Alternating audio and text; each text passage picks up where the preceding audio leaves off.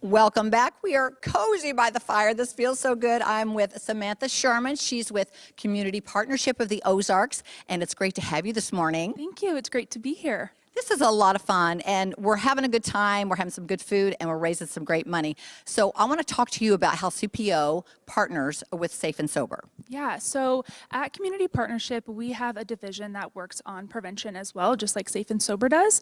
And actually 18 years ago, when Kurt Larson founded Safe and Sober, he came to CPO and said, hey, I need some people behind this. So he worked with one of our coalitions, Underage Drinking Task Force, and we really helped expand Safe and Sober to reach other groups besides just the Springfield Public Schools high schools. And from there, we've been a partner ever since. We also really focus on substance use prevention and doing programming across our 21 county service region. And so Safe and Sober really helps us supplement some of the programs we do, and we help get into the schools and make sure that they are doing the right program that works best with their communities and their needs. And Safe and Sober is a part of that as well. Wow, so you guys completely partnered together. You had been doing it before Safe and Sober came along?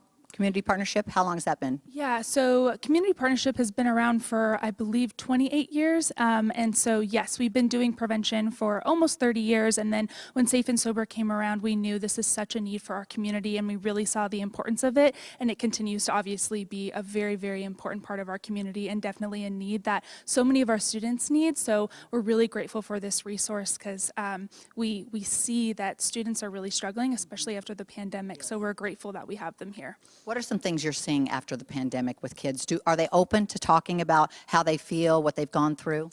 Honestly, yeah, I am so impressed by this generation of students. They're struggling with their mental health. They might choose things to cope with that are not positive coping skills. But as we go into the schools and we're hearing from these kids, they are willing to learn about other options for them. They're willing to learn about what their friends need and how they can be a good friend to others and how to have these tough conversations with their friends. And it's really, really incredible to see.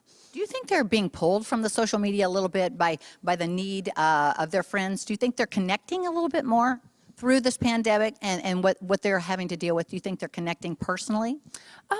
Yes and no. I think it just depends on the student and what they're struggling with. And some have isolated themselves more, while others are seeing this need for that true deep connection. So I really just think it varies. But based on the data, we are seeing that a lot of kids still are really struggling. So we really need to continue to do this very important work. I think it's hard sometimes for kids to ask for help. But when they see maybe their friends are asking because they need it, maybe they're more inclined to do that as well.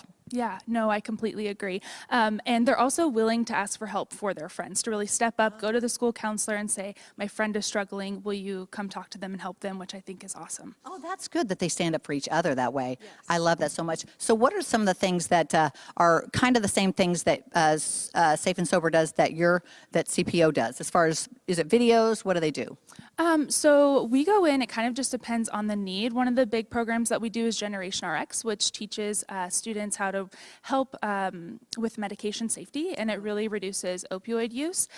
So if they really need some extra education outside of what Safe and Sober is doing, we'll come in and do that and work alongside the health educators there as well.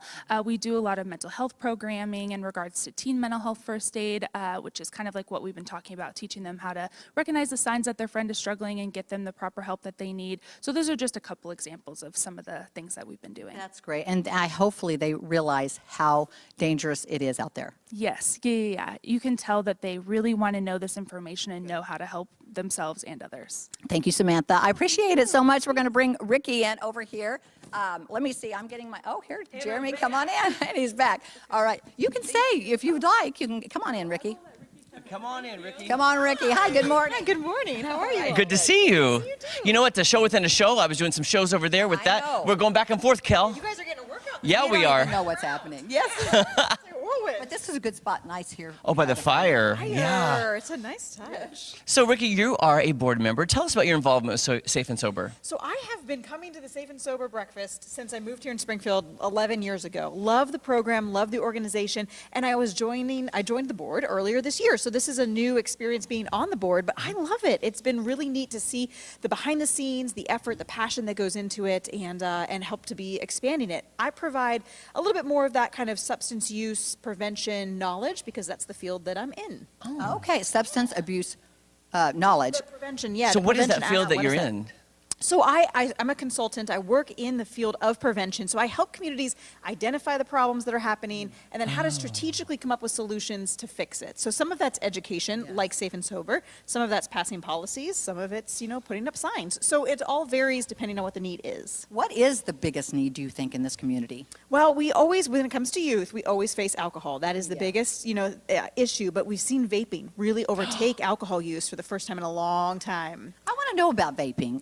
Talk about that a little bit and what the problems are. Yeah, so vaping it's been around for about 10, 15 years, these vaping devices, but it's really taken up steam in the last couple of years because they can be concealed pretty easily and there's no smell like there is with cigarettes. So most individuals are smoking nicotine through the vape. However, they can use different cartridges and they can put marijuana in there. There's some other traces of other drugs that can start to go in there. I did not know that. Yeah, I so had it's no a little idea. bit scary because you may not know what's in your vape cartridge. That is very scary. Yeah, we are totally We're oblivious to oblivious this to all this. Yeah, no clue about the vaping. I thought vaping started like, oh, it's a better alternative to smoking cigarettes. That's what they Right. build it as. And that's how they pitch it. Right, Yeah. absolutely, absolutely. And Oh, so wow. that's a problem. It is, and it's very addictive because there is even just a, like the physical movement of vaping to the mouth. I mean, a lot of students are chewing on their sweatshirt strings and all that. It's a very similar thing, and so it's just very easy for youth to transition into to vaping. Yeah, it's an action that they get used to. Yep. So, as far as you were talking about cartridges, I don't even know about that. Can they get those from other people that they don't know? Like, do people sell those things? They sure can. I mean, you can get them from stores, the vape shops, that you can buy the cartridges from. But they certainly could say, "Hey, my cartridge is out. Can you hand me one?" And you refill it. And yeah, you don't necessarily know what's in it. And you know what we've been seeing too, because we work at a news station, we've been seeing too, they've been talking, I think it was the fentanyl that's coming in all the cute little pink and blue and rainbow Yes, pills that looks like yes. Pez or candy. Yes. And that's so enticing to somebody who's young. Absolutely. And there's been an issue of that. Kids have a skittling party is what they call it, where they put a bunch of pills in a bowl and they're just partying and they'll just take whatever. And that, if one of those is in there and they take that fentanyl, they could overdose very, very easily. See, you're teaching us things.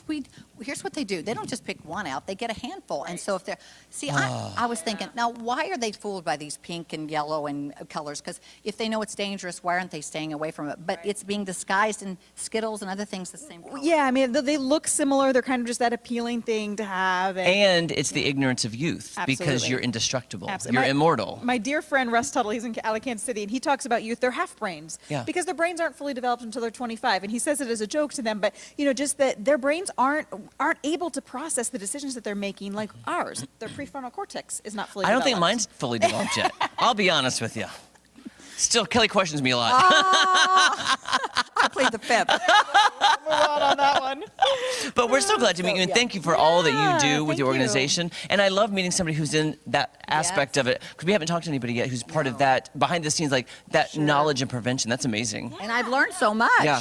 Yes. Thank you so much, Thank Nikki. you for having me. Thanks for being here. Yes. All right, don't go anywhere. So much more fun, including another performance from Parkview High School's Chamber Choir right after this. We'll be back. Thank you so much.